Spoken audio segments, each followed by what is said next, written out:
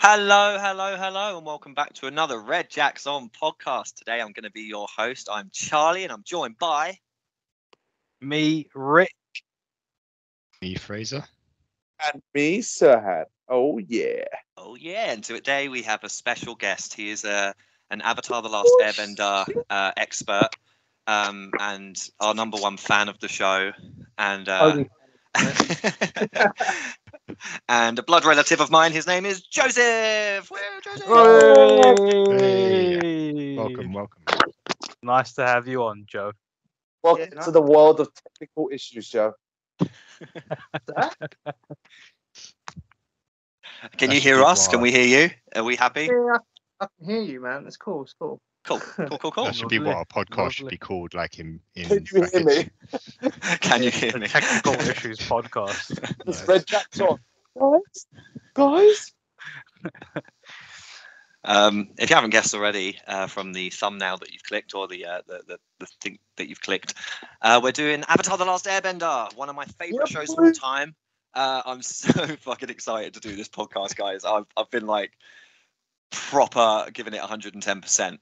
So, without further delay, let me give you a synopsis of the entire show that I 100% wrote on my own. Water, earth, fire, air. Long ago, the four nations lived together in harmony. Then everything changed when the Fire Nation attacked. Only the Avatar, master of all four elements, could stop them. But when the world needed him most, he vanished. 100 years passed, and my brother and I discovered the new Avatar, an airbender named Aang. What? And although his airbending skills are great, he has a lot to learn before he's ready to save anyone. But I believe Aang can save the world.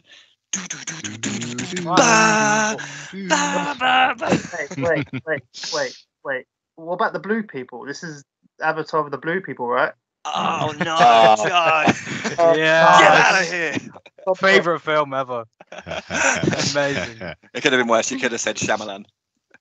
Oh yeah, my favorite film. What? I would have kicked you out of the chat straight away. Like, bye, Joe. All right, so I won't drag it out too much because I kind of just want to hear more about what you guys love about the show and all the characters that you guys enjoy. So we'll do a quick little recap of each season, and then I'll do a question not for points that you can just have fun answering, and then we can do a question for points so you can be competitive and bitter. Okay. So first question that's not for points. Damn it. Actually, no. Let me go through the. Let me go through. I want points. The first book, huh? I want points. Give me points. Oh, I think you're probably going to win it, Joe. I'll be honest. Joe's 100% going to win it already. First one to get in there, yeah? All right, I'm ready. So, if you haven't ever watched Avatar the Last Airbender, there will be massive spoilers in this episode. I do recommend you go and watch it because it's absolutely amazing. But here is a refresher of Book 1, Water, the first season. So season 1, we find our feet as brother and sister Katara and Sokka from the Southern Water Tribe find a 12-year-old or 112-year-old airbender named Aang frozen in ice with his air bison Oppa. The airbender is, of course, the Avatar, who learns that in his absence there has been a war for 100 years where the Fire Nation have completely obliterated his people and have claimed several colonies across the world. This has thrown the world out of balance, so Team Avatar go on a journey to help Aang learn all four elements so he can take on the Fire Lord and end the war. We meet Zuko and his uncle Iroh in the first episode as they are guided to the Southern Water Tribe by a beam of light the Avatar creates when he is released from the iceberg. Zuko, Prince of the Fire Nation, was banished by his father, Fire Lord Ozai, after speaking out of turn in a war room and was sent to find the Avatar to redeem his honor, a task deemed impossible. Iroh is there for Bants. The season gravitates around the character growth of all the characters on screen, good and bad. Katara works on improving her waterbending abilities. Aang works on mostly waterbending also, and Sokka learns how to be less misogynistic and gets a little bit of combat training as well. And the season finale ends with General Zhao, voiced by Jason Isaacs, by the way. I just want to throw that in there. I don't know if you guys knew that. That was like really cool. You know, Draco Malfoy's dad from Harry Potter. Oh, yeah, he voices General Zhao. He kills the moon spirit, potentially beginning an end to the entire way of life of the world. Iroh threatens him and then kicks his ass after he does it, which is awesome. Luckily, Sokka's newfound love interest is a descendant of the current moon spirit and is a chosen replacement. Sorry, Go. Can we all agree that her hair looks like a penis? No, I can't unsee it. Who, Yue's or I need to Katara? Google a picture of it. Her hair- I need to her- Google a her picture of hair her again. That is interesting. I'm going to quickly Google Yue and just quickly check because I'm struggling to see it. Can you hear me all right? Sorry, I know we're recording. Yeah, no, I can hear you. Yeah. Oh my God, it does. Wow. Well, now I can't unsee that. Oh, brilliant. You're welcome. Luckily, Oh, wow. Sokka's newfound love interest with penis haircut is a descendant of the current moon spirit and is chosen as a replacement to restore balance. As the Fire Nation continue to attack the Northern Water Tribe, Aang finally goes into his avatar state and wrecks the Fire Nation army, literally wipes them all out at once. It's quite a lot of stuff that happens in the first season. That was a general squish it all together and give it to you in a 2-minute summary. But if you need me to go through the episode list, like just give you the names of the episodes, maybe it will like help you remember things. But I think we're all good, right? You guys feeling fresh for some questions? That was meant to be a rhyme, fresh for some questions, but it didn't quite work. Fresh for some questions. Okay, so how we did it last time, Joe, is I'll just read the question and the answers. And if you're confident in that you know it, answer last so that no one can piggyback your answer. Okay? You said you're telling like I'm an expert. Well, I'm just saying, if you know the answer, hold back. Don't just be like, oh yeah, it's B, it's B, it's B. So everyone be like, oh yeah, B. Yeah. So this, in every round, you have the opportunity to win 6 points. Apart from this round where you can possibly win 7, but I'll explain that a bit more in a minute. So easy questions worth 1 point, medium questions worth 2, and hard is worth 3. Right. Okay. Cool. So here is your first question of the day, guys. Let's get competitive. Before we start, Rikesh's problem? Fuck's sake. Here we go. No, go on, mate. What's up? do we get a swap? Are we not including a swap? Oh bloody hell!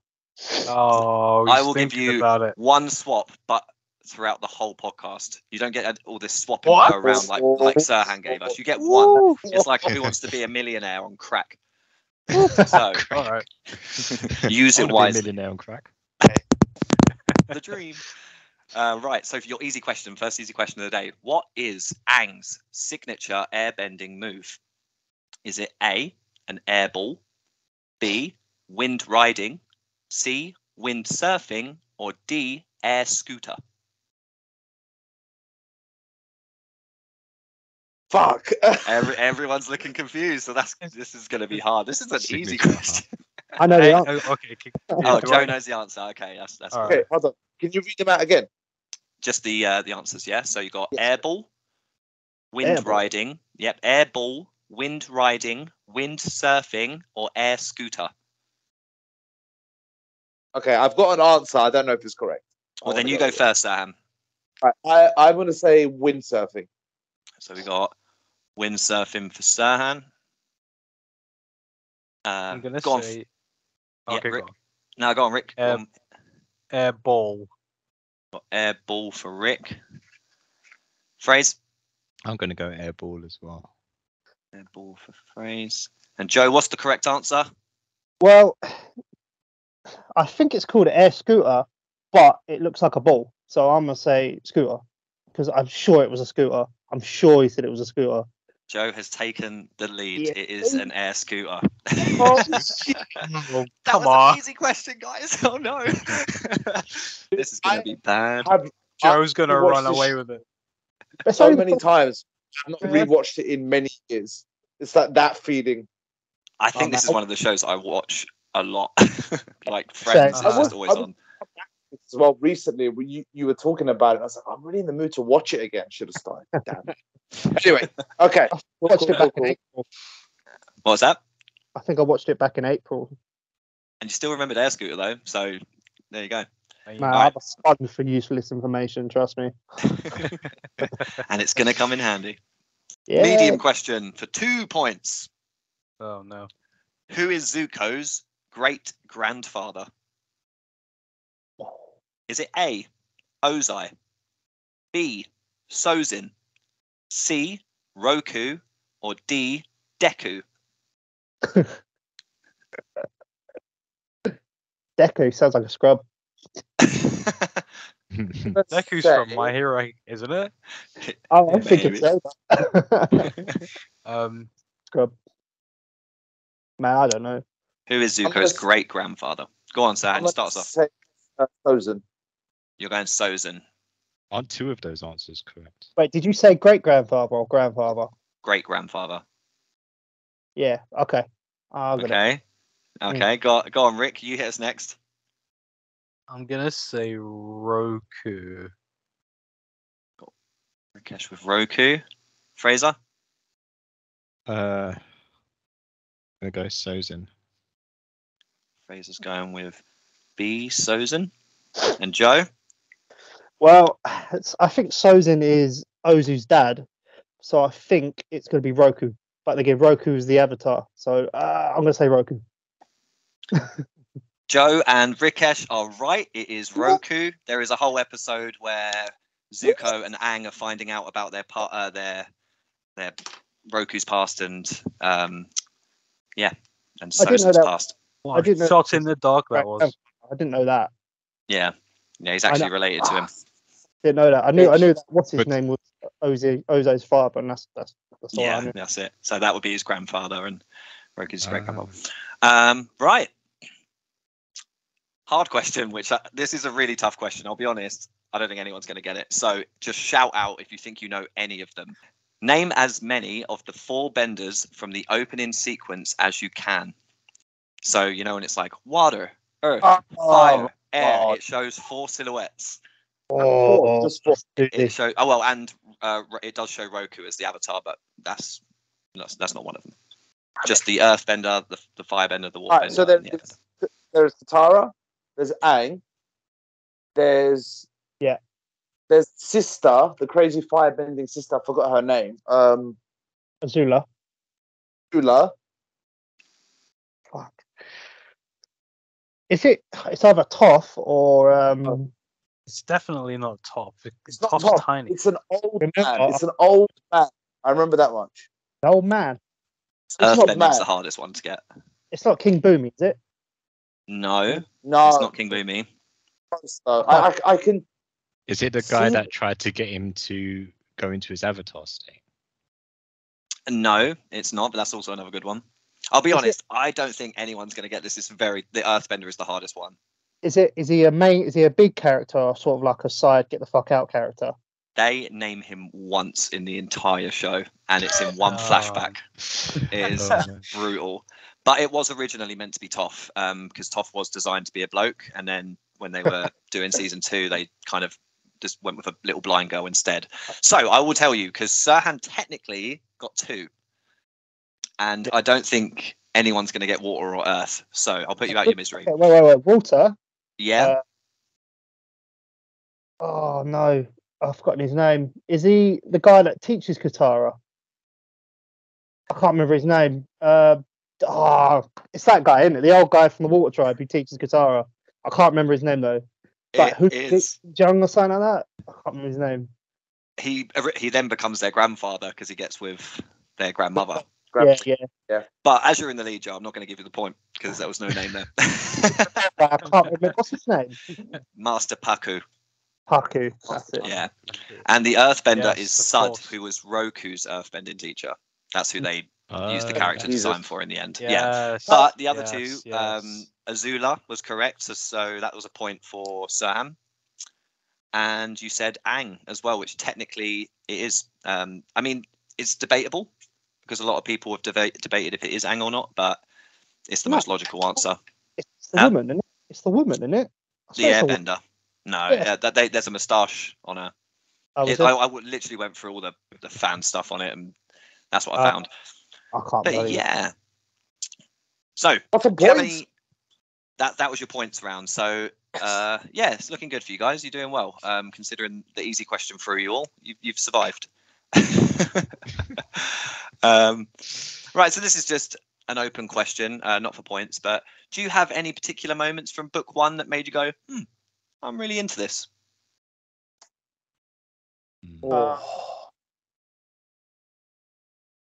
Bloody hell.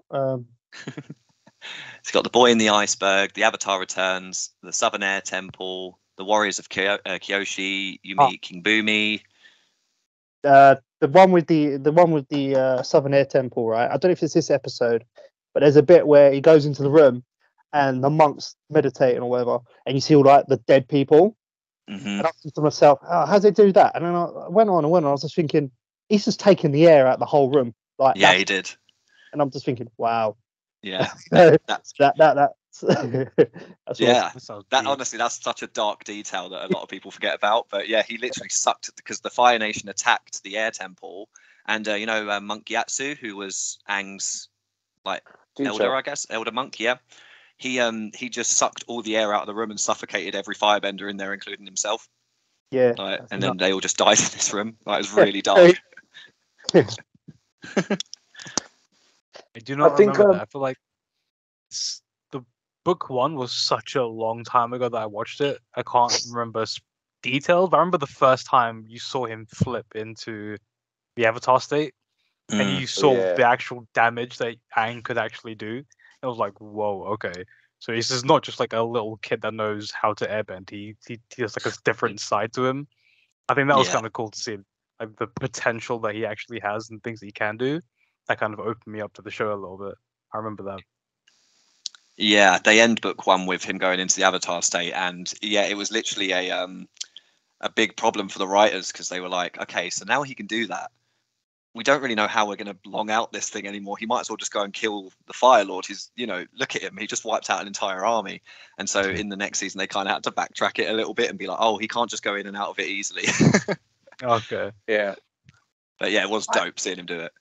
It seemed to happen a lot to him, especially like when he falls into water. He'll just go into Avatar state and get out of it. It's PTSD. He was frozen for 100 years. He's like, not again. Every shower. Was it in this? Is it in book one where Zuko saves Aang? Yeah. Yeah. Blue Spirit. Yeah, the Blue Spirit. I like that introduction. I like that dynamic so early on where you're like, okay, Zuko, he's the typical bad guy. He looks like a villain, and then you just slowly drip feed this guy's backstory, and and then he ends up saving him, and then he kind of ends up saving him, and like it's sort of like Aang becomes like Naruto to Sasuke. Like, we'll fight because we have to fight, but I don't really want to fight you anymore. Like, I think you're a good guy. I like character of the two. I agree. Yeah. Wow. I mean, Rikesh, I will kick you out of this podcast if you start shitting on Naruto. I swear to God, you Sasuke bandit. To be fair, okay, all right, we'll stop there. Fucking villain. That's like. What about for you, Fraze? What was like your key moment from season one, if you can remember? I know it was quite a while ago. I like well, I only recently caught up, but I like the like meeting the masters. So like you mentioned meeting the old Earth Master. Him saying, I'm not the one who's going to train you. He's kind of kooky guy, but he's quite powerful. Yeah, King Boomy is a great character. Yeah. And sorry, go on. I was just going to say the when they're training with the Water Master, you just said his name. Oh, Master Paku, yeah. Master Paku, yeah, and he's like really, really cold towards him, and then like Korra, Katara, even she the way she stands up to him. Yeah, well, yeah, it's really weird that there's a lot of misogyny in the first season. Like, Sokka's a bit of a dick, like, to women, and then you meet Master Paku, who's also just a dick to women. So yeah, the Water Tribe got some shit to sort out. Yeah, but Paku a dick to Katara because she was a woman. I mean, that was part of it, but his biggest thing was, like, I was betrothed to your grandmother. It didn't happen. She went with someone else. So I'm kind of like spiting you a little bit as well. Oh, it was definitely mostly because she was a woman. Like, it was they don't let women train. They're like, we don't train them to fight. They heal. They just become healers. Okay, I lied. They've got misogyny.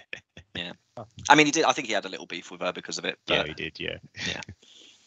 All right, you ready for some more points, guys. I'm going to throw some more questions your way. I'm just wondering, does any of you remember the episode called The Divide? I'm looking at a list of the episodes. Yes. Yes, I do. When I go back to Avatar, that's the first episode I think about. I don't know why.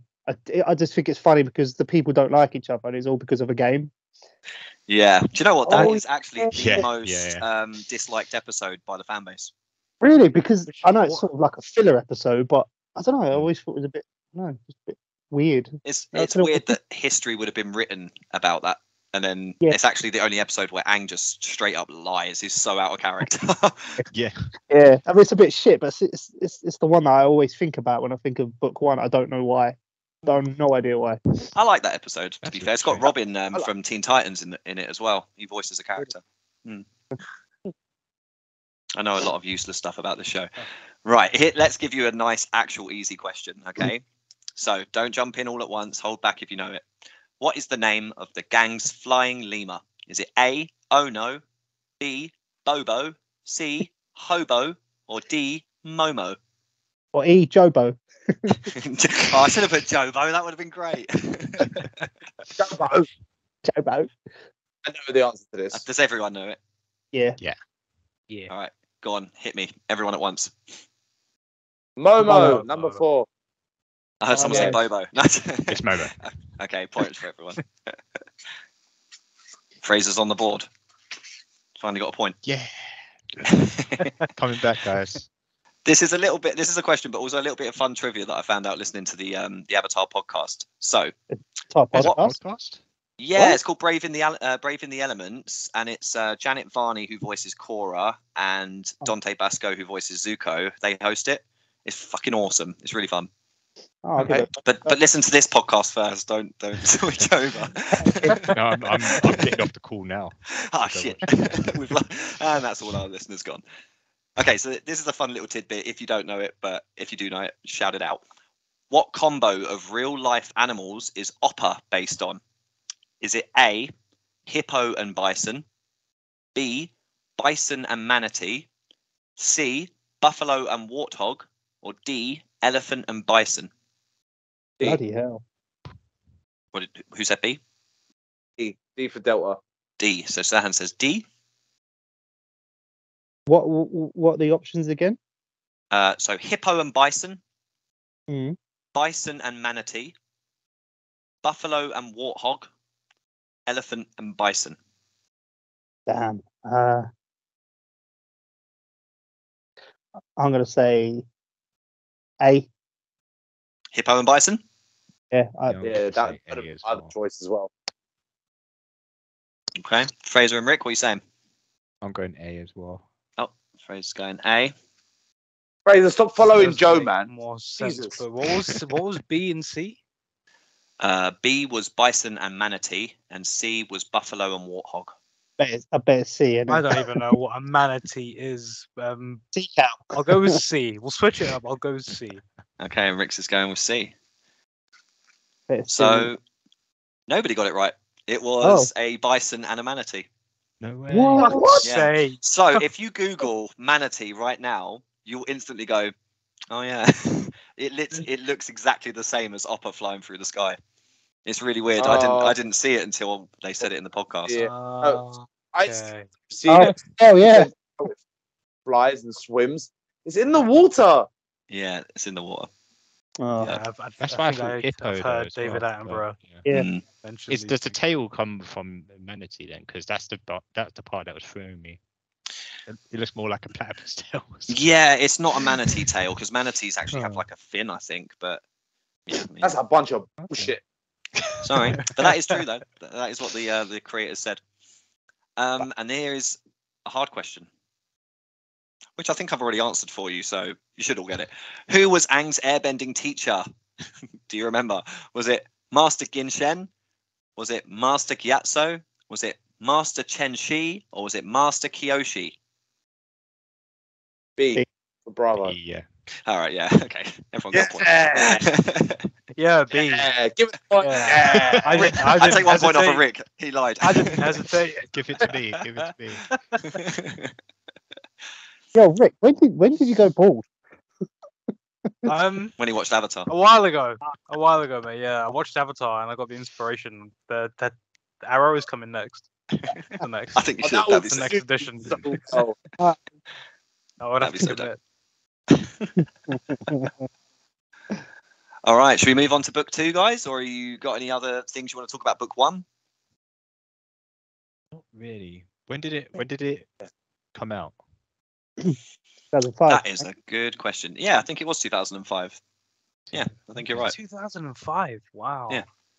yeah, February 2005. It aired originally on Nickelodeon.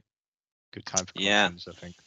Yeah, well, they would. 2000. This was such a 8, gamble so. because they were trying to replicate the Lord of the Rings at the time because it was such a successful franchise. They asked some writers to pitch like big adventure ideas that were like Lord of the Rings, and this came out on top. Nothing like Lord of the Rings, but fucking awesome. Okay. Kid friendly for sure. Yeah, yeah, definitely.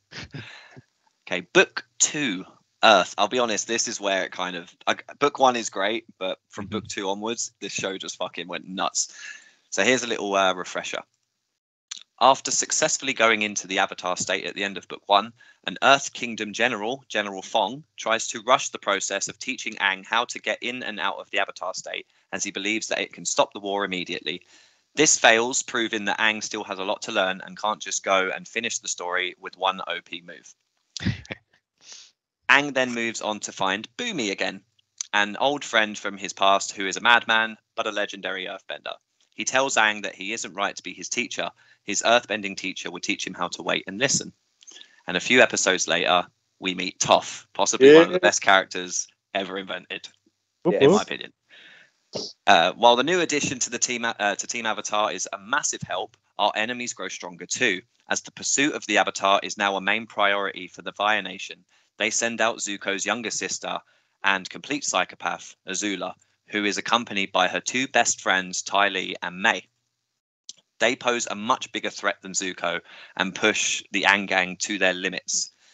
Okay. Zuko, meanwhile, goes on a transcending journey of self-discovery. He becomes more and more of a likable character who is burdened by the past of his family and upbringing. His uncle Iroh guides him gently towards the path of good, but Zuko is stubborn and makes many mistakes while learning more about himself. And I've put a little side note here for the episode Zuko Alone, because it's one of my favorite episodes.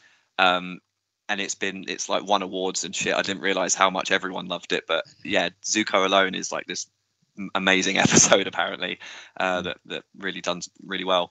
Team Avatar visit the hidden library, and I say library because it's to the library, guarded by a spirit creature, and they learn that when an eclipse happens, the day of Black Sun, the Firebender's abilities are completely nullified. This begins their preparation for an attack in the future. A couple episodes later, Toph is captured by 2 Earthbenders and learns how to metal bend out of it. Yeah. So she then learns how to metal bend, which is fucking dope. Yeah.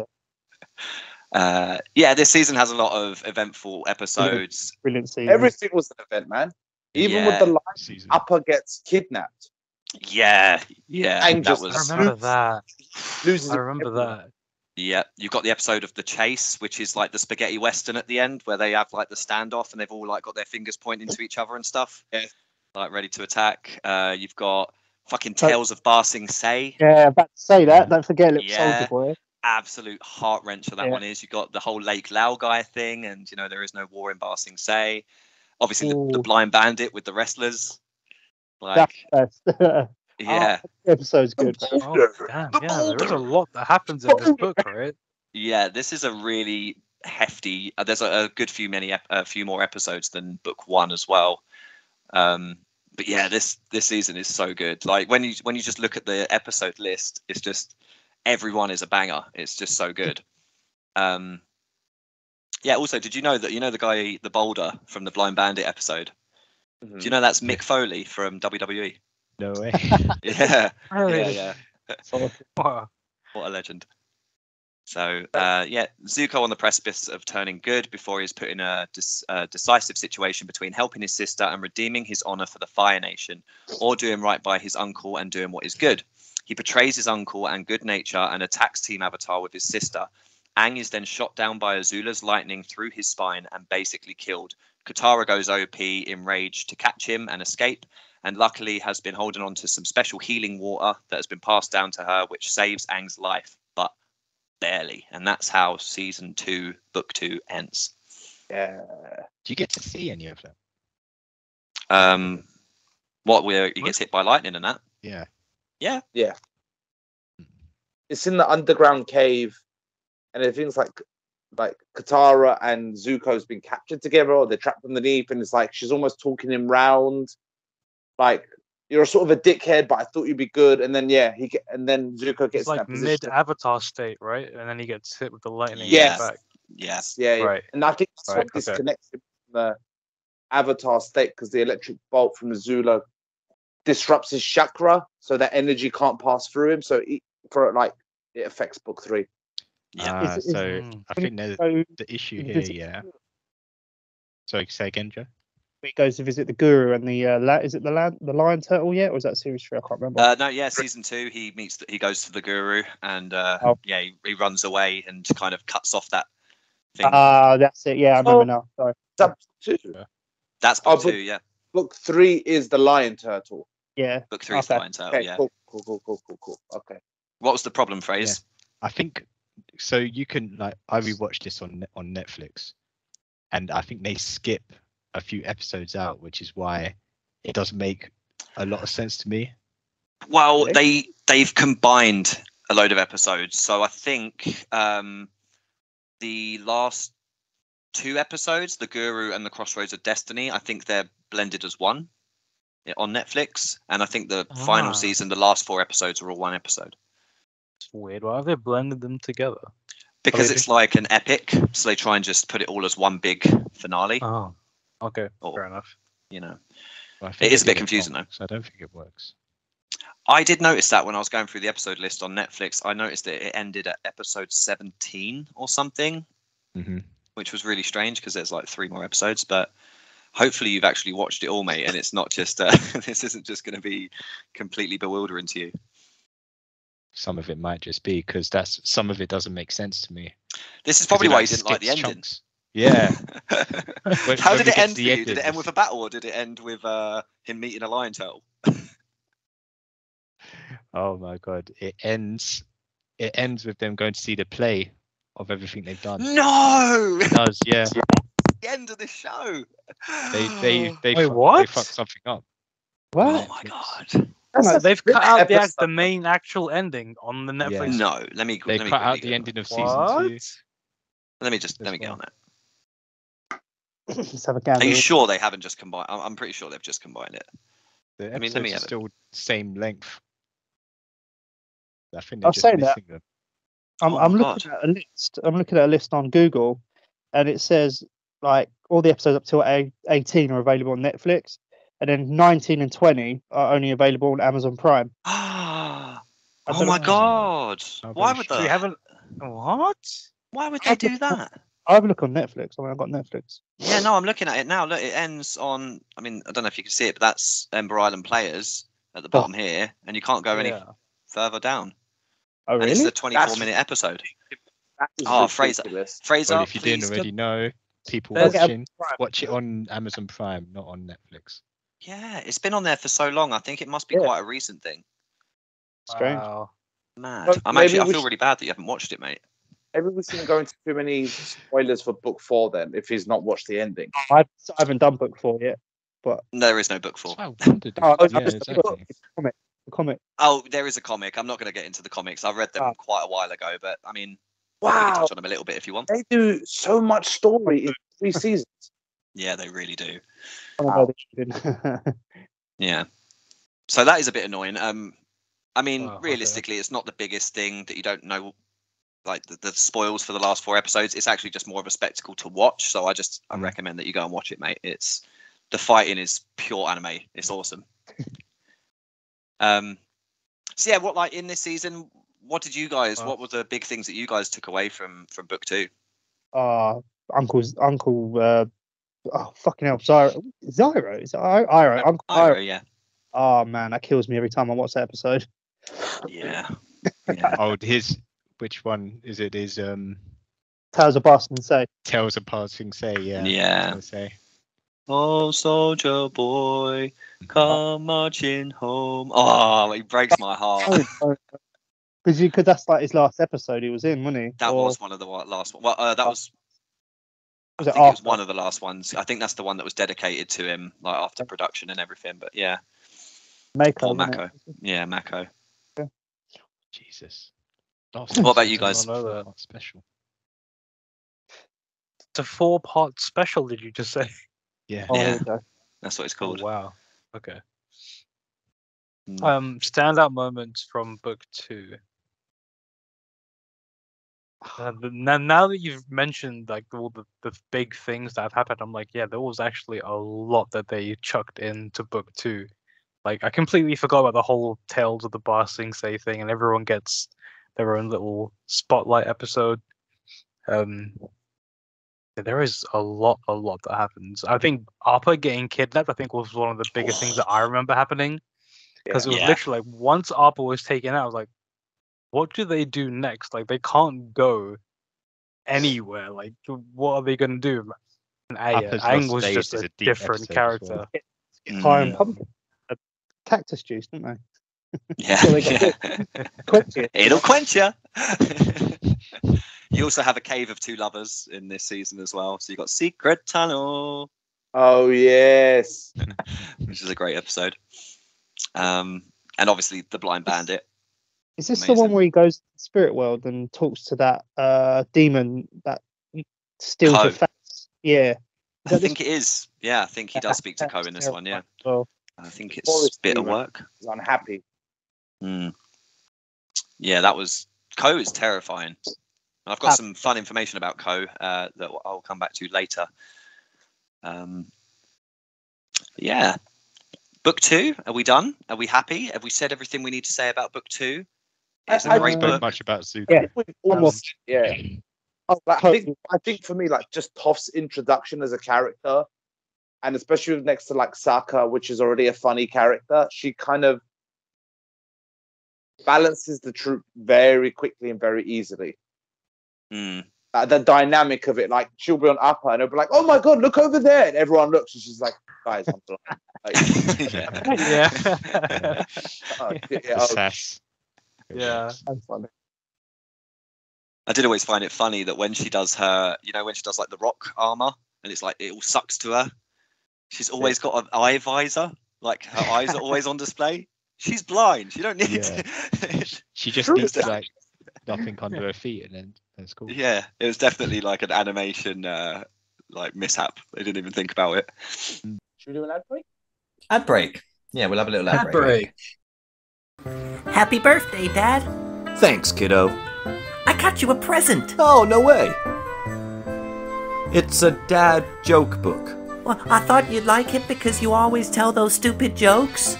Well, I do that to repress my life choices, son. What? Nothing. Hey, why don't people tell jokes about pizzas? I don't know. Why? Because they're too cheesy. The Dad Joke Book. For the dads who have nothing else to live for. A joke a day keeps the sadness away. The perfect Father's Day present for a man on the edge. How's your joke book, Dad? It's as useful as you are, son. What? You're a disappointment. Oh. Yeah. Okay, let's get you some points, guys. Here we go. Words? Is for 1 point. What element does Suki bend? Is it A, earth, B, fire, C, lava, or D, none? None. None. Yeah, none. Rikesh, I feel like you're just following the waves here. None? I'll go first next time to make it even. You may as well Pretty just say sure. Nani? Nah. Oh, this one's going to piss you all off. This is for 2 points. What is Uncle Iroh's son's name? Alex. Is it A, Lee, B, Lee 10, C, Lu 10, or D, 10 Lee? Hold on. I'm gonna say. God. I'm Lieutenant. gonna say. I think it's Lee. Would you say Lee Tan? Lee 10 is B. Lee 10. Lee 10. Okay, Joe's gone with Lee 10. I'm just going to go with Lee. Serhan's going with Lee. I think I'm gonna go with Lee as well. Frazer's going with Lee. And Rick's is going with Same. Lee 10. Lee 10. Lou 10. Lee 10. You got Lou 10 or 10 Lee or Lee 10? Or Lee? Lou 10. You're going with Lou 10. Lou 10. So Rick has gone with Lou 10. And I can happily say that one of you has got 2 points. Ooh. And it's Rikesh. It's Lou 10. No idea. Oh, how is this guy getting points? He doesn't deserve them. He's playing the game, mate. He's playing the game. Shot in the dark. All right, 3 points. Here we go. Final question for book 2. How many sisters does Ty Lee have? Is it A6, B7, C8, D9? Is it including 7? Now, how many sisters does she have? So not including her. No, because she can't be her own sister. So how many sisters do you have? Do you include yourself? Yes, every time. I'm going to say 6. Okay, Serhan's going with 6. I'll say 7. What were the options? 6, 7, 8, and 9, do you say? Yeah. Oh, man, I want to say 8. I don't know why. Joe's saying 8. Because I Fraser's going with 6. 2 of you are right. And it's Serhan and Fraser. Yeah. 6 sisters. So that's 3 points. No. Ooh, that was a game changer, that one. Fuck. Fuck you, Rikesh. Oh, I made a mistake. I put book 3 Earth. That's wrong. It's fire. You know what? I'm not going to lie to you. When you said her name, I was like, I have no idea who that was. Who, Ty Lee? And then I just remembered. Oh, yeah, I remember who Ty Lee is. Oh, yeah, she's the one who was always worried about being in a set because they're all identical. Yeah. Oh, yeah. Which is beautiful because her final thing is that she ends up being a Kyoshi warrior, which is they all dress the same. So she's like beating her own issue. It's really sweet. I love the writing in this show. It's really clever. Everyone got an arc. Okay, 3rd and final season, guys. I don't want to long this out too much because I don't think there's that many Avatar the Last Airbender listeners out there for our podcast, but I love it. Some of us love it. Let's do it. Book 3, Fire. After Aang awakens from a small coma, he has regrown some hair and finds himself on a stolen Fire Nation ship with all his friends dressed in Fire Nation sailor attires. Going through a small existential crisis, Aang regathers his bearings after talking with Roku and Yue and rejoins the group to proceed with their mission. Sokka learns from a sword master and creates a new weapon. Katara saves a village dressed as the Painted Lady. Toph improves on her metal bending skills and Aang continues training but still has no fire bending teacher. Meanwhile, Zuko, Azula, Ty Lee and May visit an old beach resort that they used to visit as children. A new side of all the characters, bar Azula, are shown, and backstories and true feelings break out, leading up to Zuko's true redemption. Side note, Katara learns how to bloodbend. It's a fun episode. Oh, that's not a side note, man. Oh. I just thought it was worth mentioning. I didn't want to skip over it. The Aang Gang and all their friends and family they found along the way unite in an attempt to attack the Fire Nation on the Day of Black Sun. However, plans fall apart when Azula found out their plans whilst infiltrating the Earth Kingdom, and so Fire Lord is ready and hides the entire eclipse using Azula as a distraction. Despite Team Avatar not finding the Fire Lord, Zuko does. He uses this time to address his father about how he was cruel to him and what he is doing wrong. He vows to help the Avatar and teach him how to firebend. Furious as the sun returns, Ozai shoots a lightning bolt at Zuko, but due to his training with his uncle, he redirects it back at him, missing him on purpose, as he stated right before Ozai attacked him, that killing him wasn't Zuko's destiny, but the Avatar's. Zuko then follows Team Avatar away from the battle as they barely escape and leave the majority of their friends and family behind to be captured, and follows them to try and catch up. After some deliberations and mishaps, the gang allow Zuko to join them, and they are desperate for a firebender to teach Aang. Zuko then bonds with everyone. He bonds with Aang, meeting the last two dragons protected by the Sun Warriors. Bonds with Sokka as they save Suki and his father from the boiling rock. Bonds with Katara to get revenge on the man who killed her mother, which is, I've put on this a side note as well. She bloodbends the wrong guy, and then when she finds the right guy, she just gets him wet and walks away. It was really weird when you think about it.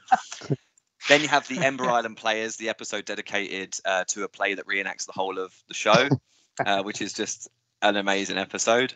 And then Sozin's Comet arrives. Okay. Zuko has informed the gang about his father's plan to destroy the Earth Kingdom on the day of Sozin's Comet, an event that escalates all firebending abilities tenfold.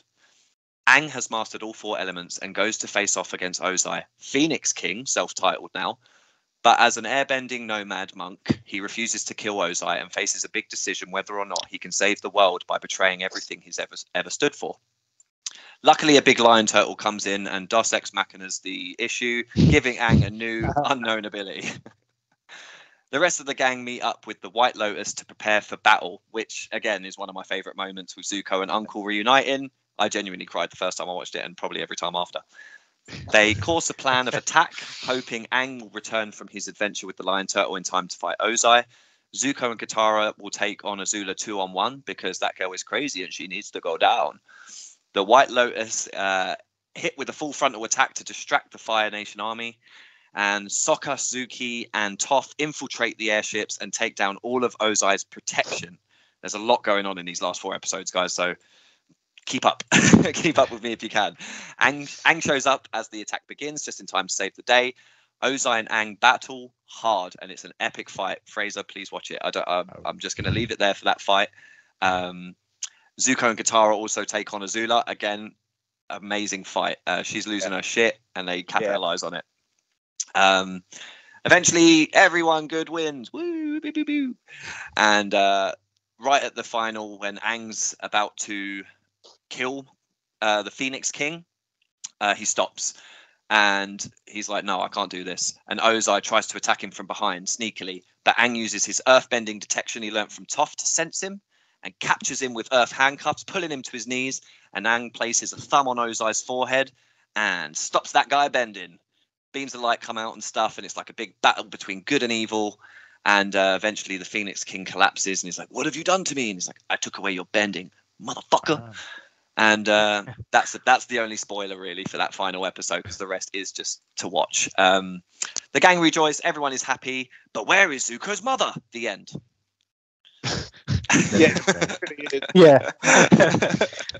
I just say like almost or probably every fight from or every altercation since like book 1 all the way to book 3 is just amazingly choreographed and animated. Like, yeah, they had really put their thought into it. They had a guy come in and literally made all the different nations styles and everything, and they would just animate him. Like, they were based on unique the technique and style of real martial arts, depending on what bending they were doing. So the stances were real in terms of, like what Charlie said, they'll bring a professional in and then they would draw those stances. But I would say even the fight scenes, like the choreography, the way they stitch them together, but the music, when that little, I don't know, that guitar-y, drummy beat kicks in, I have that on like one of my gym playlists. No, absolutely. They hit all the beats in those scenes. Yeah, I mean, I feel really bad, Frazer, because when you said that you didn't enjoy the ending, I did think it was a bit like, no, that ending is proper Netflix up Frazer's alley. Netflix screwed me over. I think you could probably YouTube go back and watch it through. No, it's here. I've got it on Prime. I'll watch all of the long episodes they left out for some reason, so I'm gonna have to go back. Someone's fucked up in it. There's even on Amazon they don't have the last ending episodes. They do. They do. Just on Netflix. There's 3 episodes that I'm missing out. Yeah. I don't know if you agree, but do you find that Aang isn't actually a master of all 4 elements? He just sort of master air and kind of knows a bit about the rest of them. Kind of what it seems like a lot of the time, right? Yeah. Like he learns a few moves and then they don't really expound on it, and then like the next fight scene he's got like unlimited knowledge of every kind of bending. They're just like, yep, he's a master now, and that's it. They're just gonna brush it away. I think That's kind of how they play it on. Firebending right at the end. So Yeah.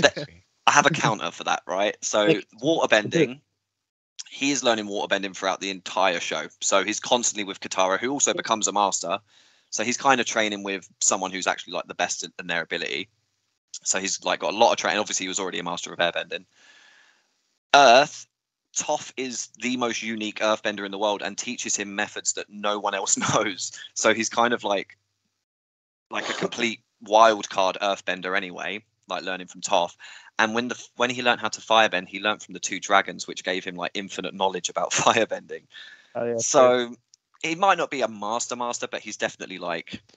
I do feel like he doesn't really use waterbending. Maybe after mid book 2, probably he doesn't really use it at all. But then earthbending he uses a fair amount. Yeah. But mainly like as a Deus Ex Machina to get him out of certain situations. But he's usually airbending. Yeah. I think Earth and Air definitely become his two favorites. In fact, he barely firebends. I think he only redirects fire pretty much. Don't think he actually shoots fireballs often. Yeah. He has a bad experience with firebending when he burns Katara, which puts him off.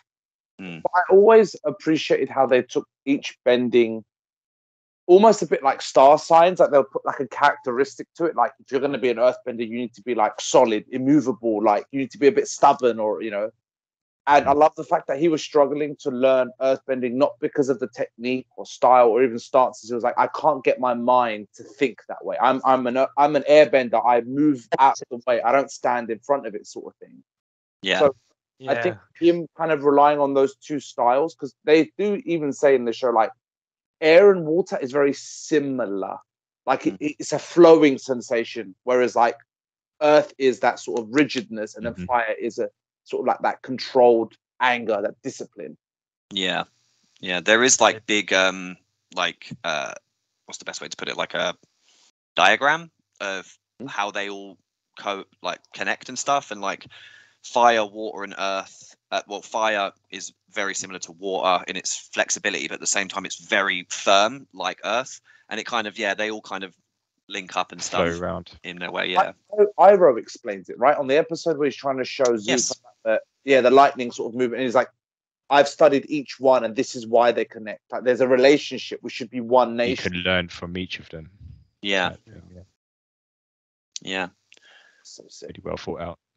Lightning's pretty cool. I must admit, it's like the best one. I mean, the thing is, like, I think I'll ask you guys as well. Like, nothing written down, but what do you reckon is like the most OP one technically? Water, without a doubt. Okay, go on. Do everything with it. Bloodbend, you can freeze people. There you go. Bloodbend, you can freeze people. There you go. You're done. Freeze all the blood in your veins. You're done. Yeah, that's true. It's dark. I mean, airbending's pretty OP as well. Sucking the air out of their lungs. I reckon. Earthbending would be kind of sick. It'd be cool. I don't think it's the strongest one, but unless you're trapped in like a metal bubble or something, you can't really be held. You have no limit to earthbending. You kind of do whatever you want. Yeah, you could be. You have a lot of earth to work with. Went earth like that. Yeah. You're in a Magneto cell. I think Joe's right, because I'm like, you can use enough water on fire. Yeah. You can. If you've got enough water, you can kind of go against the wind. And if you get earth wet enough, you can soften it. But you have to have a source. True. Yeah, that's what pulls me. That's someone else. Use that water.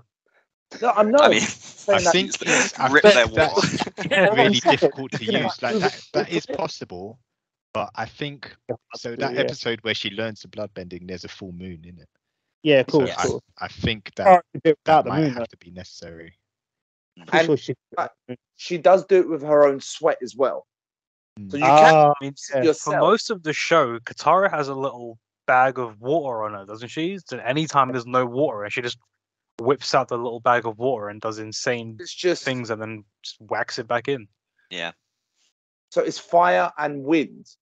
that you don't need a source. You can produce it yourself. So I would still go more on wind. Say wind, be able to. So obviously you also have to use it. There's more air than earth, I guess. So yeah. You got enough of I mean, air is pretty OP as well. Like just sucking the air out of someone's lungs. It's basically the same as ripping the blood out of them, innit? Like the fact that they actually lent into that as well with Gyat. So I'm really glad you brought that up, because that is a really dark moment that kids definitely wouldn't get. But when you really think about it, you're like, well, he killed everyone in that room pretty much at the same time. Yeah, he's dark. Okay, so I mean, we could touch on the comics. I don't know if you guys ever read the comics. Joe, did you read the comics? Nah, never. I wanted to. The comics. With the answering Zuko's mum situation. That's the search. There's 3 different comics. There's the search where Zuko goes on the search for his mother. Oh God, what's the other ones? The Promise and something else. I mean, I read them a very long time ago. They're really fun adaptations. You do actually find out what happened to Zuko's mum. She had to start another life, and that. So Zuko technically has like half sister. I think it was a girl. It was a young kid. I can't remember. And Toph opens her own metal bending academy, which is fucking awesome. She's trying to teach everyone. And then obviously in Legend of Korra, you see that she was successful, and lots of people can metal bend now. Yeah. But yeah, that's the 3 big chunky books of Avatar the Last Airbender. I didn't want to bore you guys, so I've tried to get through it relatively quick. But is there any moments from book 3 that you want to revise? I think I need to, and we all need to mention at least one specific moment, not even moments and character throughout all the books that just became legend, which is just my cabbages. Quality. That guy's like, oh, forget about it. Do you know that he wrote the play for Ember Island Players? Did he? He did. On the poster that you see for the Ember Island Players, it says Cabbage Merchant Production. That was my least favourite episode. Wow. What, the Ember Island Players? Yeah, I liked the drama. I liked Aang's and Katara's like kiss moment, and that I liked their like confusing pinnacle of their teenage crush and love. But I'm not saying it was the worst episode. It's just the one I get the least excited for. Oh man, Toph is a big burly man. That's hilarious. Yeah, I'm tough because it sounds like tough. And he hears people by screaming. It's so good. I let out a sonic radar. the bit that I find quite interesting is right at the end when they defeat Asula and they chain her. And she just goes absolute apeshit. Yeah. Like, damn, like she's like gone off the deep end. You know what I mean? Like, like because she becomes the Empress or whatever the Lord of the Fire. Yeah. And it goes to her head completely. See her mental break happening though, right? When her subjects, her ladies or her hands are like doing her nails on her hand. She's like, "What? Why would you do it like this? You broke this. Get the fuck out! You're trying to poison me!" Like you can see her. As soon as she becomes a Fire Lord, just go worse and worse and worse. Well, it starts when I mean, do you know the Boiling Rock episodes? And May and Ty Lee betray her to save Zuko. I don't know if you remember that moment, because it's fucking awesome. And May's like, "You miscalculated. I love Zuko more than I fear you." That's a really cool moment. And Ty Lee fucking jumps on Azula when she tries to protect May. Yes. She's like, "We got to fucking run." And then I feel like Azula was like one of the characters that they needed to have in the show, just like a complete dick character, actual villain to turn on. Yeah, she was necessary. Yeah, she was necessary for the story for sure. And Zuko's redemption arc is amazing. Like, my favorite character. I'm sorry. Yeah. I'll tell you what. That is my next question for you guys: is who is your favorite character throughout the whole show? Go on, Joe. It's Zuko, man. Because you get to like midway episode series 3, and you're sort of like you're watching Aang. You're just like, away. I don't really care. Whereas I want Zuko. I want the man. You know what I mean? I want he's the main character now. I don't care. Like, this the way he goes through all that, and then obviously when he gets reunited with Iroh. He just looks at him and just says, "I'm sorry," or something. What's he say? "I'm sorry." Basically, yeah. When he waits in his tent for him to wake up, and he's like, "I'm so sorry, Uncle," and Uncle just pulls him in. And he's like, "I'm just so glad you found your way." Breaks my fucking heart. and obviously Iroh becoming an absolute unit and just fucking dominate. Yes. Iroh and I was Zuko. gonna say it's probably Iroh, like if not before Zuko, then after Zuko, because he's just a staple throughout the whole show, and then you see him in prison, and he's just like pretended to be witless, but really he's just banging Jim. A little bit of trivia about that prison. When he's in prison, he tells the guard, you should call it early today and go home because you don't want to be here tonight. Do you remember that? The girl, it's the girl, like his little friend. That is Serena Williams, because she was a massive fan of the show, and she was like, "Please, just put me in there somewhere." So that's her. That's awesome. She got a little cameo. Yeah. Oh, it's either Serena or Venus. I'm so sorry. I just know it's one of the sisters. I think it might be Serena. I think it is Serena. I'm gonna say that my favorite character is Iroh outright. Yeah. Because Iroh's the only character that, as a lot of shows do, is like he's a side character and almost in the background. And I know he's a cool person, but I would almost love to see the show based on him. I'd love to see a spin-off based on what he went through in his family growing up, his like almost conquest of Ba Sing Se, losing his son, and that humility and wisdom. I'd love to see his journey alone, without even the Avatar stuff. So I would say a sitcom with him and Zuko in their tea shop. Oh, that would be great. When he's trying to get Zuko with some girls and stuff, he's like trying to give him some like uncle man advice. Like, pick up some tea.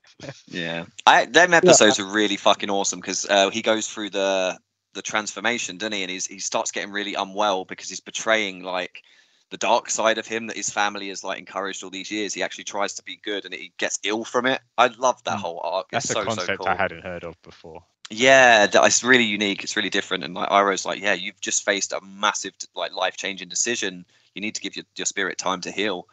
Yeah, it's really cool. Go on, Rick. He's a good character. I mean, Zuko is probably one of my favorite characters. Yeah, because he's kind of like a Sasuke in a way. He does like his own kind of thing. He could kind of, I mean, not in that kind of sense, but he has like his own sort of motivations and his own reasons for doing what he's doing. He doesn't really, he has like a path in the beginning, but he kind of does his own thing. And that growth is what I like to see in characters. But other than Zuko, I really like Sokka as a character as well. Yeah, like he started off really like, misogynistic and everything, but like throughout the books, he really developed and grew and learned a lot. And he has no bending. And he's just got his own kind of intuition, and he became a really good character. He was like integral to the whole team. Yeah, so, Final was episodes, another character that I really liked. Yeah, he shines in the final episodes. He's an absolute hero. I don't want to spoil anything for Frazer, but everyone who's watched it will kind of go, "Oh yeah, he is fucking awesome" in the last couple of episodes. Yeah, he's good. Like it's a good. They've got like a good group because like no one in the group really lets him down or needs protecting. Even Sokka without his bending. Yeah, they'll kind of be lost without him as well. So that's what makes it a great show as well. Obviously, Toph is there as well. Yeah, Toph. Not my favorite. Who's your least favorite character? No. Oh. Katara, I can't stand her. Hey, you don't know what she's been through. She lost her mother. She is kind of annoying. I must admit, I like her. I don't mind her, but she could very easily go into annoying. Only because they address it that I'm okay with it. Because they're like, you're a fucking moany mum sometimes, and her and Toph don't get on. Like, yeah, like they know what. Replace her own mother. Like, yeah. I think out of the gang, Katara is the most annoying, but still love her. She's still so great. Could be a bit. She's a bitch, but that is her character. That's her character. You can't hate her for being like a Cersei, right? Like you love to hate her. Yeah. But who hates Cersei? Yeah. Fucking bitch. I would say that my least favorite is the dickhead general from the end of book 1 that ends up like burning his own ships down from fighting Aang. Zhao. Zhao. He I would say he's my least favorite. And that's Jason Isaacs, Malfoy's dad. He was a good character, though. He was a good character. He was just an arsehole. No, he was just an arsehole. I mean, what could I say? Maybe the third eye guy when he like and he like lasers. I wish there was more of him. Actually, Yeah, just blew it. Yeah. His own head up. Soccer killed him. Third eye guy. Soccer killed him with boomerang. Combustion Man. Yeah, Combustion Man. The guy with the eye and he like shoots. Oh, the one that Zuko hires to kill the Avatar. Oh, right. Okay. Yeah. That, in fact, that whole fight when he first shows up and there's no music, and then he just wakes them up. That's a pretty cool scene. Yeah, and I think like Toph wakes up and she's like, a man with a metal foot is coming towards us, or something really weird, and then he's just there. Man coming towards us. Yeah, that was pretty dope. It's hard to pick a least favorite. I mean, I think my least favorite is Avatar Day, the episode where they blame Aang for things that happen with Kyoshi, the leader of that village. I mean, the whole village is just annoying, but that guy, he's my least favorite. It's pretty annoying. Okay, are you ready for some points, guys? Are you ready to earn your last points? Let's go. Yeah, boy. Okay. Easy question for 1 point, which isn't easy. These are the hardest questions. I'm so sorry. When Aang is struck by Azula's lightning, she leaves him with 2 scars, one on his spine, and where is the other? Is it his top of his shoulder, sole of his foot, palm of his hand, or down his forearm? Can I answer now? Oh, go for it, mate. I'm gonna say palm of his shoulder. Wait, I just heard palm of his shoulder, which doesn't make sense. Sorry. I'm saying palm of his hand as well. I'm saying me and Frazer are both saying palm. Okay, so palm. What did you say, Rick? Shoulder. Palm, shoulder. I'm gonna say foot because I can't remember. I'm just gonna say foot. Did you say was foot one? I did. I said sole of his foot. Yeah. Foot. Now, remember, you do have a switcheroo if you want to use it, and I'm going to just enlighten you that use common science to try and figure this answer out. If he's been hit by lightning. Wait. Where's the first scar? The first scar's he gets hit in the back. Yeah, so it goes from your back down to your foot. Just your foot. Extra point. Joe gets the point. I gave you a chance to swap it, guys, and you still didn't figure out the science. It tries to ground it. It grounds itself, so obviously it goes through the bottom of his foot as well. And the animator's actually made sure to draw a scar on the bottom of his foot. I feel like I remember seeing bandages on his. Sorry, Rick. What'd you say? Oh, no, I was going to say, I feel like I remember seeing like bandages on his shoulders or something, but I must be thinking of something else. He has it all across his chest and stuff because it's over his back. Like he has to cover his back. I think it's either there, or like either across his chest or like over his shoulder and across his chest. I can't remember. I'm just saying foot because. Yeah, no, the lightning had to ground itself. Yeah.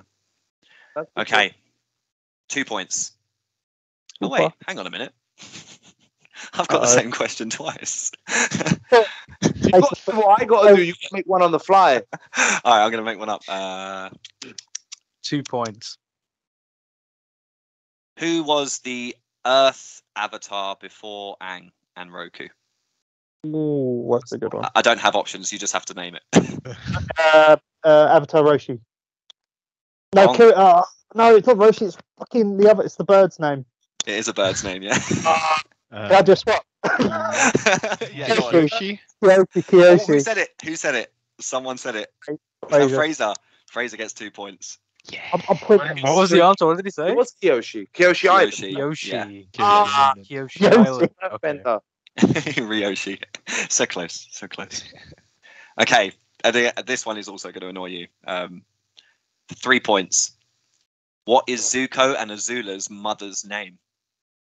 Is it A, Ursa, B, Zarui, C, Laura, D, Jin? Laura.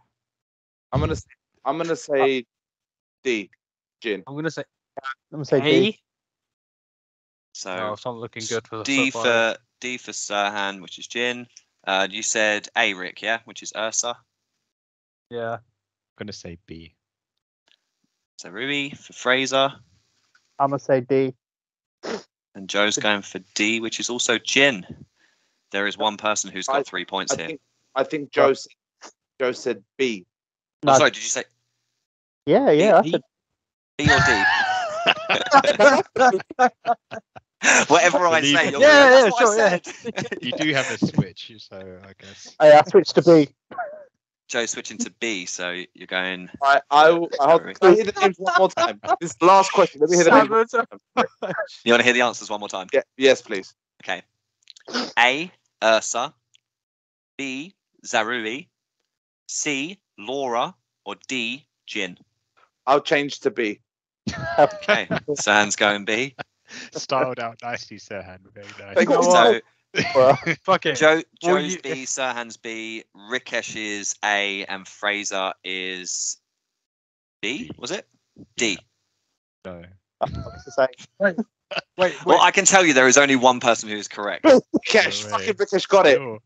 It is Rikesh with Ursa. Yeah. About to change. What an ugly name. That is the best, yeah. Change it. He's like, exotic name. Fucking You got hell. Laura. All right, guys. I'm going to ask you a question. You guys crack on while I count up your points. But if you were going to be any bender, what would you be? Serhan starts off. I would be an airbender. I don't mind water, but I would like to be an airbender Why airbending? because it's basically telekinesis but with wind.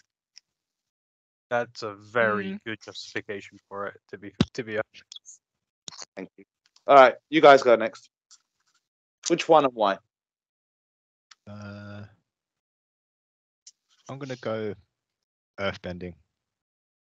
I could see you being an earthbender. I like the style, and I feel like it's got lots of uses. Yeah, I'm leaning more towards earthbending for its uses. Like, you all went. Metal bending. Yeah. You all mentioned waterbending and airbending for like violent reasons, and I'm like, oh, I can build shit with earthbending. Just go Like, Minecraft. fucking blood guy. And Minecraft all around. Yeah, pretty much. What about you, Joe? Waterbended all the way. Yeah, I could see you being more Got bender. set on the. You're gonna the blood bloodbend. bend people. Nah, not even bloodbending. I just think we have water would be cool. Mm. It's like, What about you, Chad? Airbender. I don't like conflict, and I like the whole evasive thing. It's very movement oriented. Like. Mm. Yeah, I love the way Aang is a very overlooked character. Obviously, the title characters never really get a big shout, but Aang is such a great avatar, and Korra really helped prove how great Aang was. He's a very overlooked character, but he's a fucking awesome character. He was a very good protagonist. He was he wasn't like overly eager one way or the other. He wasn't like too much of a goody two shoes where he kind of kills that vibe for a protagonist. He was a very good balanced main character. Mm. Yeah, I think he it's is very good. as a protagonist, he didn't necessarily come in with like he's the answer. He's the most powerful. He had less answers than a lot of the other characters around him. Yeah, he had a lot to That's why learn. he was relatable. Yeah, he had a lot to learn, which was the point. You could still always see like that child mentality he had for like a lot of things, even in like big serious moments. He's still a kid. He's still like he's got a lot of responsibility, but he's still a child. He just wants to do kid shit. Yeah, So and handled it really well. You Yeah. know, handled it really well. Yeah. Most times. All right, what ship would you guys have vibed with?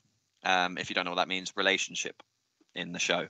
This is what the Braving the Elements podcast does. They ask every guest they have on, you know, who's the ship that you would like to see the most. A lot of people would like to see Katara and Zuko. You know, what about you guys? What two characters could you see shipping? Hypothetical, like which one? Hypothetically, yeah. I would like to see. Forgive me for my pronunciation. Is it the brother's name Sokka Sokka, yeah. and maybe May? Be interesting. Ooh, May, not Ty Lee. May. Oh no, sorry, Ty Lee. I thought. Okay, I was gonna say. Yeah, definitely could see that. Yeah. Yeah, I would be curious to see what that would be like. Mm. I mean, they did fancy each other a little bit. She kept calling him cute. I can see that. That's a good one. What about you guys? Joe? I don't really know. Come back to me. Rick? I have a joke answer. I don't have a serious answer. What's your joke answer? The cabbage. Momo and Appa. Momo and Appa, I'd like to see. Let's go straight to bestiality. Fuck's sake. Momo wouldn't stand a chance. Oh. God, that's a hard one, isn't it? know. I mean, Fraser, have you got one? You know, because I just watched a couple of episodes today, seeing Katara and Zuko, like when they went on their little quest together, made me think, oh, you know, kind of see that. It's more believable than Aang and Katara. I kind of agree. Yeah. I don't really see that at all. I feel like Katara's mother figure to Aang. I felt like than anything.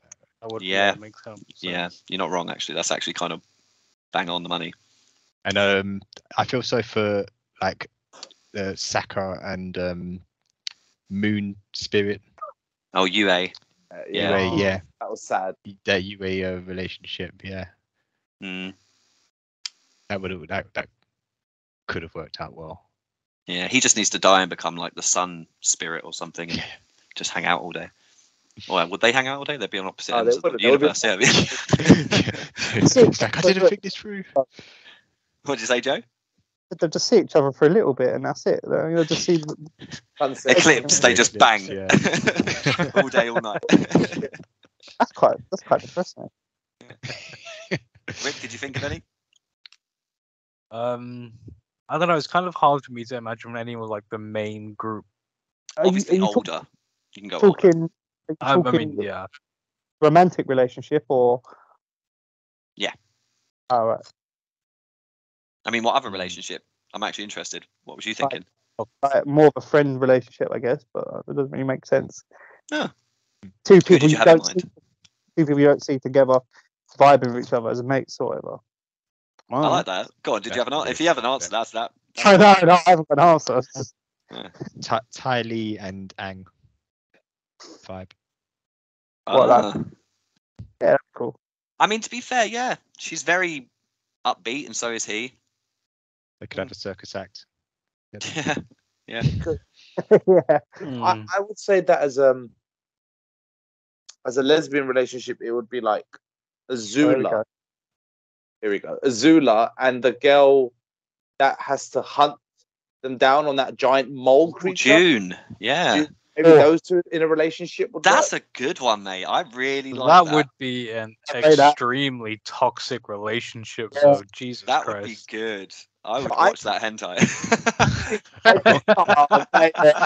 Oh god. You just got it now. Let it all come up. It probably will. They've got everything. 34. Oh, shit. I've kind of always rooted for Sokka and Toph. I know Toph's a bit younger, but obviously when they get older, I thought it would always be quite a cute thing. And I think they hint at them two having a kid at one point in Korra, but I don't know if that actually was true. No, I think he stays with, is it Suki or something? The one of the Kyoshi girls. That's he does end up marrying Suki, I believe. But they could have broke up at some point, and Toph could have been there like, hey. Hey. We'll watch them. Stop ruining this show, man.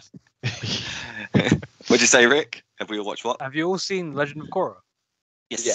Like, finished it. Yes. Yeah. She's gay, isn't she? The woman. Yeah. Asuri. That's right. Asumi? Asuri? One of them. You know, I must admit, it did take me to watch Korra. I think I watched it through twice, and I enjoyed it more on the second time. Yeah. Like, if you watch it as a show by itself, it's nice. If you watch it on the back end of Avatar, like with Aang, and you're still in that mood, it doesn't hit the spot. Definitely. Yeah. I just found Korra an unlikable character. Yeah. Agreed. Don't like too cocky, you know what I mean? Like, just couldn't get behind her. Yeah. But, and she don't win. She never gets a win. She just loses all the time. Like Aang at least would have a lot of like really cool moments where you're like, yes, Aang, get in, and then Korra just had none. Like she lost every time. It was actually quite sad because she's a great voice actress and she really loved Avatar the Last Airbender, Janet Barney. And when they came over, they had this massive cast as well for Korra. The effects and animation was sick, but the writing was just not there for the characters. I mean, they started it off with a freaking love triangle. It was awful. I mean, the pro bending was pretty cool. I'd love pro bending I was on board with, definitely, yeah. Awesome. Yeah. Okay, are you ready for your scores? Yeah. No. If I give one fact and one trivia, can I get an extra point? Take his points away. I'll just test for it. I'll suggesting test that. it. I'll tell you what. I will give For all of asking you. the question, I will give half every his single one of points. you Yes. a chance to give me a bit of trivia, and if it impresses me, I'll give you 2 points. Okay, can I say my trivia then? If I see a fucking blackmail? Google, if I see a phone light on My anyone's hands up face here. right now, My hands up here. I've had this. Look, I don't. Okay, fine. hands But up. mine is obvious. That I think people know this. Go on. Is the fact that the Fire Lord, Zuko and Thing's dad, is voiced by Mark Hamill. It is. He I is. didn't know that. 2 points What? for Serhan. Yeah. Oh, come on. Yeah, no, that was a good one, It's and a bit- I feel like it needed to be mentioned in this podcast. So fair play. So he just got 2 points. He just got 2 points. Joe, can you give us a bit of trivia that's gonna get you 2 points as well? Yeah, Ba Sing Se is actually Chinese for Big Rock. Is it? What? 10 points for Joe. I believed you. I believed you. I was like, it's an Wow. anagram or something. I was like, China. I thought you were going to say, in Ba Sing Se there was no war. I would have given you points for that. Rick, go on. What you got, Rick? Impress me. Did you know if you could waterbend in real life, Shit. Full of bullshit. you'd be Aquaman? Oh, What? I can take points off, Rick. I don't want to be that guy, but But you can't talk. I don't know what you want from me. I tried. You would just be water. I tried. I'd make people piss himself all the time. oh, that's Oh, savage. no. Just like, That's you're right, best mate. Oh, fight not again, doing. Joe. Why? It's like someone starts a fight with you, like, fight me. I'm just going, no. And they're like, so, Oh, I've pissed my pants. Oh, no. there you go. Fraser, you got anything interesting? I did read something when I was looking for something. What? Are you reading something? Now. So some of the topics that this show covers are concepts such as like war, genocide, colonization, colonialism. That's one. Yeah. And totalitarianism. Yeah. All in a kids show. Yeah. Pretty deep. What are we saying, guys? 2 points, 1 point? I mean, it's kind of... You're the host. Right. That was. Well, if I give him 2 points, then actually 2 people are drawing, so I'm going to give you 1 point. Damn it. Sorry, buddy. That means I'm Well, below. actually, there are still 2 people drawing, but, I'm not saying this for a point, but I'm saying this because I heard this a lot about the show. That a lot of people, and this is one of the only shows to do it. Like I remember something like Samurai Jack done this, for example. That it was one of those rare kids shows that had a rolling storyline. It was very rarely episodic. Like this is like contained adventure. It was one through line. And they were saying that for a kids show, that's usually quite rare because they assume a kid's not going to pay attention or stay on top of it. So I know that seems like they tried to maybe balance out a bit with those couple of fillery episodes. Well, technically, interestingly, there's only one filler episode that doesn't have anything canon related, and that is the Great Divide. That's the only episode that's considered filler because the rest have very important little details in that need to be known. Also, can you imagine, like at the time it was coming out, it was like, let's say it was on at 4 o'clock every day. Kids would have to get home at 4 o'clock, watch it, remember what happened, and then come back next week and do it all over again. And I'll be honest, I wasn't one of them kids. I don't know many kids that did actually keep in, linear storylines every week. But it managed to survive for 3 seasons during the 90s, or the noughties, which is really impressive. Really, really impressive. Right. Wait. You know what I said about Ba Sing Se? I just googled it, and it means perpetually strong city, so they'll get a point. No, you just told me you Googled it. Oh, close. It does mean something in Chinese. Oh, does it? I mean, that is actually impressive. No, not really. Okay, do you know what, Joe? I'm going to give you a point. No, I'm joking. Don't. It doesn't make a fucking difference. I can give you 3 Rikesh points. has won this. I'm so pissed. And you said I was an expert. What the fuck? Oh, it's funny how it's all come round full circle. Right. So in third place, because there is 2 in joint second, we have with 7 points, Joe. Oh, Who would have had 6, but I gave him an extra point for Googling something. In second place, joint, with 9 points, we have Frazer and Rikesh. No way. So first place with 10 points is Serhan, and the only reason he has 10 points is because he got the 2 points I gave him at the end. Shambles. yes! Fuck you to everyone. Yeah. Magic. Magic things as that. All right. So the reason I've decided to do this podcast on Avatar now is because there is a live action Netflix show coming out next year. And I've been terrified for it. So I'm going to... have you guys seen anything about it? No. It's been around for years, that news, and it's got cancelled back on. 2021 they started filming. Jesus. So it's not going to be as good as the M. Night Shyamalan version, though, is it? It's not going to be as good. You shut the fuck up. Funny thing, I watched that before I watched the series. Oh no! And you still watch the series? That's surprising. Way. I was like, oh, this is all right, whatever. And then I watched the series. I was like, no, it's not all right. It's not an all. The film is awful. It's so bad. It actually nearly made me cry of just how bad it was. I'm going to give you some facts about this Netflix series because I found it very, very interesting. They have $15 million budgets per episode, giving them $120 million for the first season, which, let me just read this little source from Avatar News. Along with juggernauts like The Mandalorian on Disney Plus and the final season of HBO's Game of Thrones, it's one of the most expensive shows of all time, likely only beaten by the allegedly insane budgets of the MCU Disney Plus shows and, of course, Amazon's billion-dollar Lord of the Rings series. So this is like big fucking budgets. It has a pretty dope cast. I mean, do you know Daniel Day Kim? There's a lot of Asian actors, so I mean, you might want to Google them. But Daniel Day Kim is Fire Lord Ozai. You've got Paul Sun-Hyung Lee, who was in Kim's Convenience, and he's been in a few Star Wars things as one of the thingy pilots. You probably recognize him for like Mandalorian and stuff, but he's playing Uncle Iroh. Got a couple of others. You got Danny Pudi from Community. He's playing a mechanist. I don't know what that is.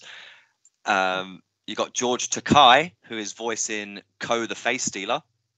Oh, that was a good episode. Yeah, and I can really hear his voice doing that as well. Yeah. And here are a little facts for you.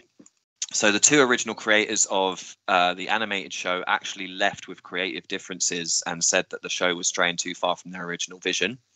Massive red flag. The episodes will be 40 minutes long, which gives them a bit more time than their 25 minutes usually to expand the stories, which I think is probably needed for a live action. The new executive producer, Albert Kim, said that he is not changing anything and he's staying super faithful to the original because he loves it. So green flag, a little bit of an uplift. The original score composer for Avatar the Last Airbender animated show isn't working on this project, but he is working with Avatar Studios on a new animated project, and that's all he said. But really fucking exciting for that because I don't know if you guys know, but Avatar actually have made Avatar Studios now, like Marvel Studios and stuff like that. They've got a fucking huge budget. Like it's like the show did really well on Netflix, and they got a massive budget to make Avatar Studios. I remember you mentioning about the Avatar Studios a while ago. You said that they wanted to make a different story for each previous Avatar. That's the plan, to like really dive into the whole world and give them backstories. Damn. That's a big job. What'd you say, Joe? So I want to see him do a more in depth of the first Avatar.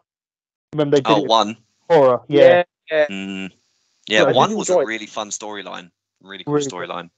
I cared more about that character than I did a Korra.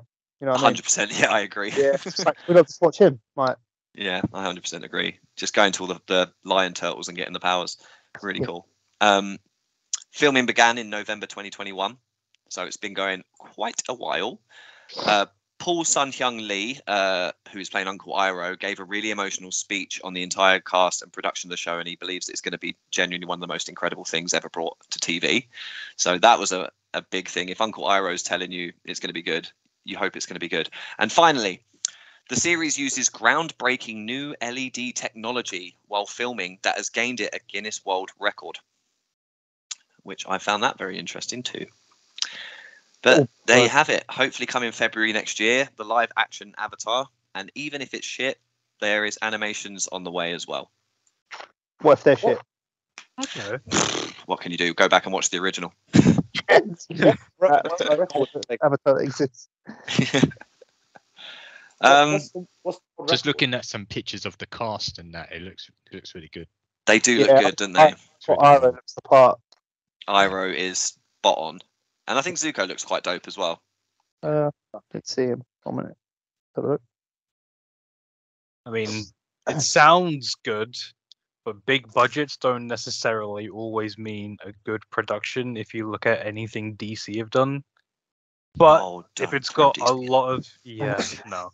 But it does sound like it's going to do itself justice. So Hopefully. I'm kind of looking forward to it.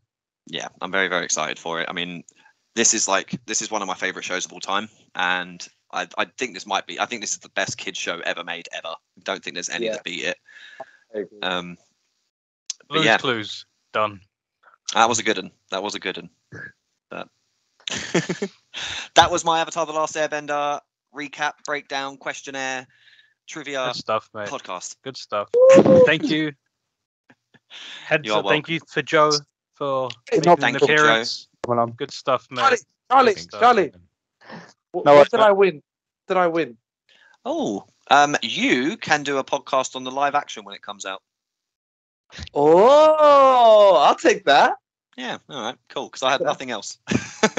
I'll give you a hug. You know what? I think you won my quiz, so I think you just helped me win yours. I think that's. To be fair, you definitely wouldn't have won it. It was Rikesh in the lead. He had 9 points, no one else did. But I gave Frazer an extra point and you an extra 2 for the Mark. Did you want Rikesh to win? Really? I'll be honest. I didn't really give a shit. I was just adding points wherever. So I wouldn't have been satisfied winning that. That would have been like Hitchcock winning the thing in Brooklyn. It would not have felt right. It would not have felt right. I love that. All right, on that bombshell. Thank you everyone for tuning in to another Red Jackson podcast. I've been your host, Charlie, and I've been joined by the wonderful Rick, Frazer, Serhan, and our special guest today. Hey. Joseph! Joseph! His name's actually Joseph.